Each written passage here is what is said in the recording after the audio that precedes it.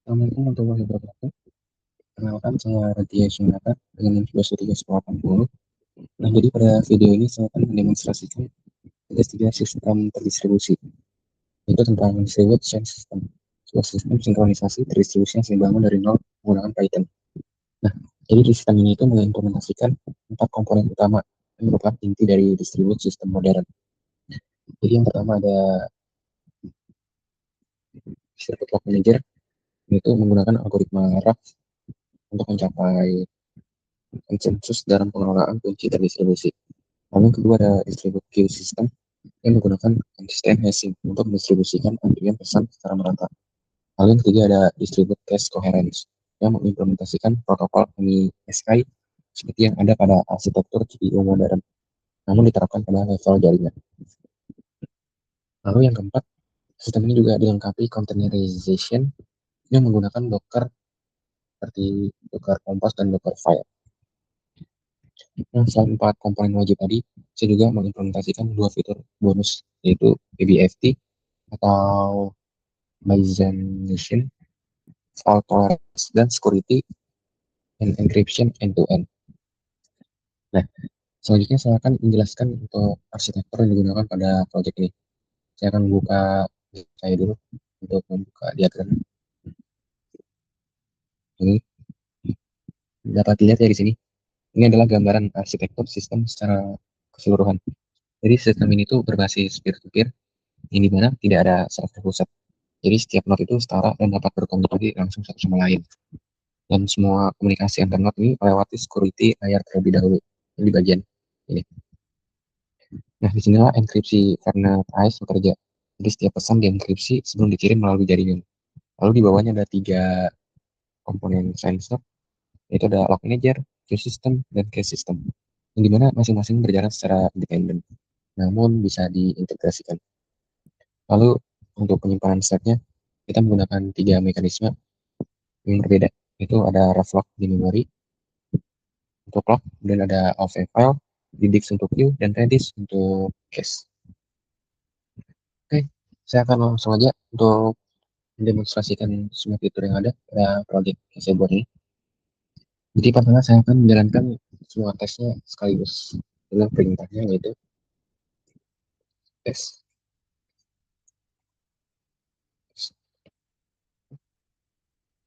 Oke,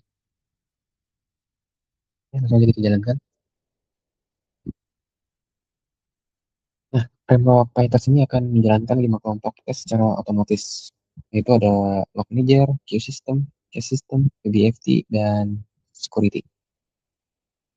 Nah, di sini dapat terlihat untuk tes cache system berhasil, tes log manager juga berhasil, tes BFT berhasil, dan tinggal menunggu 2 lainnya.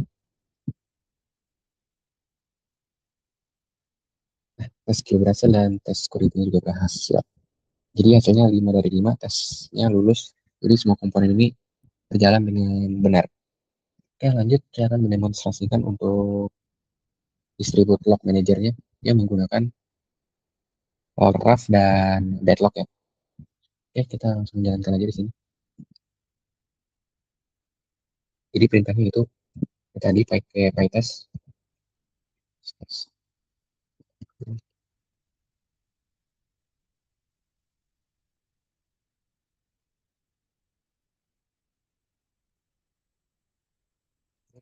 Oke, minus. Ya, dijalankan. Nah, saya menjalankan dengan minus ini agar log internalnya terlihat ya.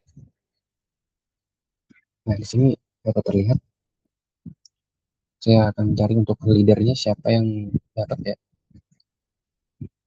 Nah, di sini dapat terlihat untuk leader atau pemimpinnya itu ada di node 1. Jadi dia sebagai pemimpin nantinya bertanggung jawab untuk mengatur semua permintaan pengujian.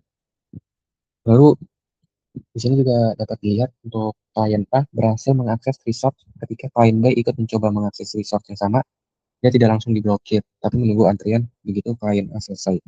Akses otomatis diberikan ke klien B. Lalu untuk mengecek apakah ada deadlock di sini, kita akan mencari. Nah, di sini kita lihat ya, dapat lihat. Sistem ini berhasil mendeteksi situasi berbahaya, itu deadlock. Itu ada dua pengguna saling menunggu satu sama lain, dan tidak ada yang bisa jalan. Jadi sistem ini langsung memutus salah satunya agar semua bisa lanjut. Dan kita lanjut untuk fitur keamanannya, itu ada end-to-end encryption, ABAC, dan audit log. Lalu kita buka terminal baru lagi. Oke, untuk perintahnya sama, menggunakan PyTest.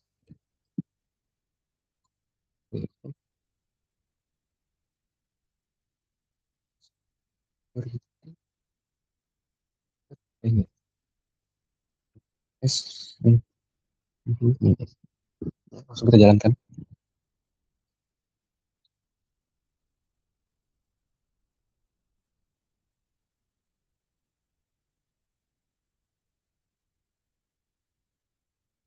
Ada typo di situ ya. Nah, ini. Di sini pertama ada tes untuk RBAC-nya.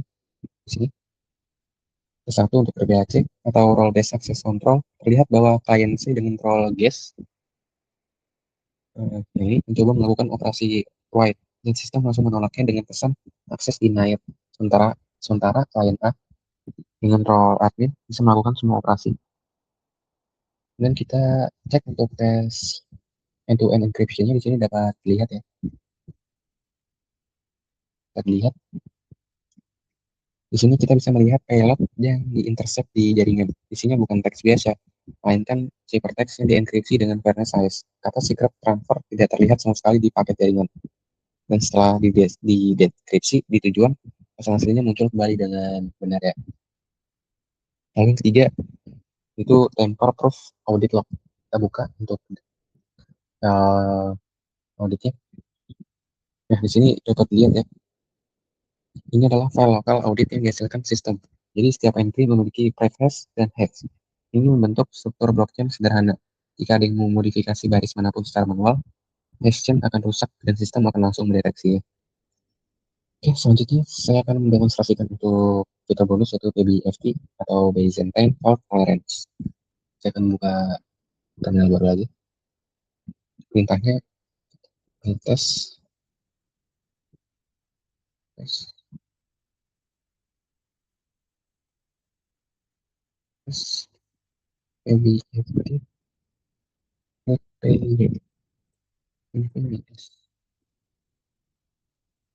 Nah, ini jadi sini kita punya 4 not ya. Jadi not 1, 2, 3 ini adalah not jujur. Dan not 4 adalah not curang yang sengaja mengirimkan data palsu. Jadi di not 4 ini mengirimkan fake digits pada fase prepare dan commit. Nah hasilnya sini dapat dilihat konsensusnya tetap tercapai di bulan not jujur. Mereka berhasil mengeksekusi perintah yang benar meskipun ada satu not yang berkhianat. Ini adalah implementasi toleransi Byzantine dengan rumus F sama dengan N dikurang 1 dibagi 3.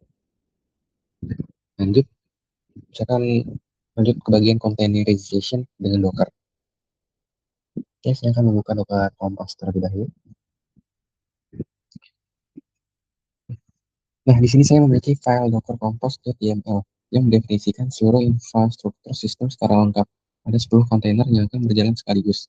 3 log node untuk cluster RAV, 3 queue node untuk cluster consistent hashing, 3 cache node untuk cluster MISI, dan 1 Redis sebagai distribute state backend.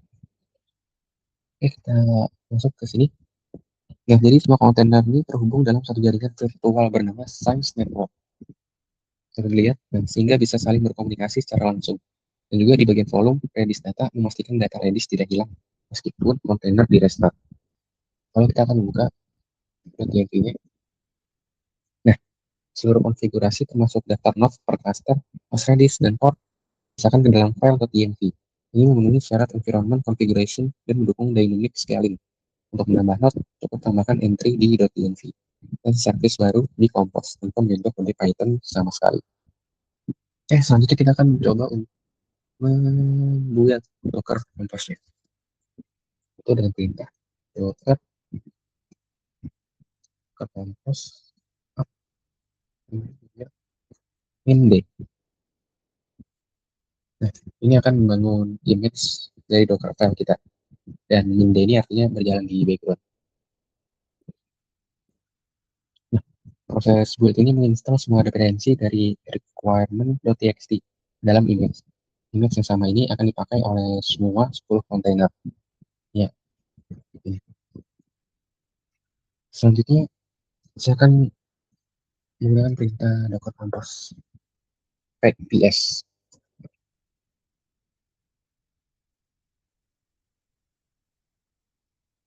Nah, terlihat 10 kontainer ini berjalan sekaligus. Ada 3 log node, 3 queue node, 3 cache node, dan 1 redis. Semua dalam status up ya di sini. Dan terhubung dalam jaringan Science Network. Kemudian kita akan mengecek untuk lognya dan perintah. Compose ya,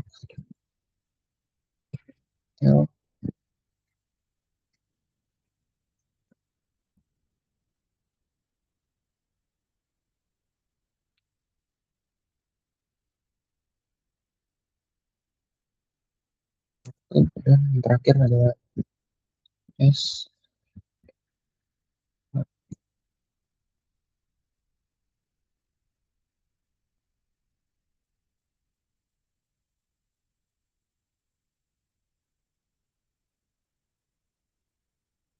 Nah, kita bisa memonitor log dan node representasi masing-masing cluster sekaligus. Log node sedang melakukan reflection, queue node menginisiasi hashing, dan cache node berhasil terhubung ke Redis. Kemudian kita akan mengecek di bagian docker file. Ya, satu hal yang ingin saya tekankan, jadi meskipun ada 10 kontainer yang terbuat, jadi kita hanya punya satu docker file. Setiap kontainer ini mendapat argumen berbeda via komen docker compose-nya. Inilah yang disebut universal entry point pattern. Kemudian jika kita ingin mematikan dockernya, kita tinggal menggunakan perintah docker compose. Nah, ini akan menghentikan semua 10 kontainer sekaligus. Inilah kekuatan orchestration yang mengelola puluhan kontainer dengan yang sederhana. Kemudian saya akan menjelaskan ke bagian performance dari testing tadi. Kita akan buka GitHub-nya lagi di bagian performance. Nah, hasil benchmark menunjukkan perbandingan antara mode single node dan multi. Untuk produce throughput, single node mencapai sekitar 1,95 operasi per detik. Sementara mode terdistribusi sedikit lebih lambat, di 1,82 operasi per detik. Nah, overhead dari distribusi hanya 6,7%. Nilai yang sangat kecil dibandingkan manfaat fault tolerance yang kita dapatkan. Dan kita ke hasil cache performance. Nah, yang paling menarik adalah perbandingan cache hit versus miss. Cache hit artinya data sudah ada di cache lokal. Hanya membutuhkan 0,004 milidetik, sangat cepat karena akses langsung ke memori. Sedangkan cache miss, di mana node harus meminta data dari node lain via bus MISI, membutuhkan 83 milidetik. Perbedaannya hampir 20.000 kali lipat. Nah, ini membuktikan betapa pentingnya hit rate yang tinggi dalam sistem cache terdistribusi. Kemudian kita akan mengecek ke scalability-nya. Nah, untuk scalability payload-nya, sistem tetap stabil meskipun ukuran pesan meningkat dari 64 byte hingga 4 kilobyte. Throughput hanya turun sekitar 15%. Bottleneck utamanya bukan di ukuran pesan, melainkan di operasi disk write AV yang dilakukan setiap produksi. Oke, itu aja yang bisa. Selanjutnya, saya akan menjelaskan untuk kesimpulan dan tantangan yang saya hadapi.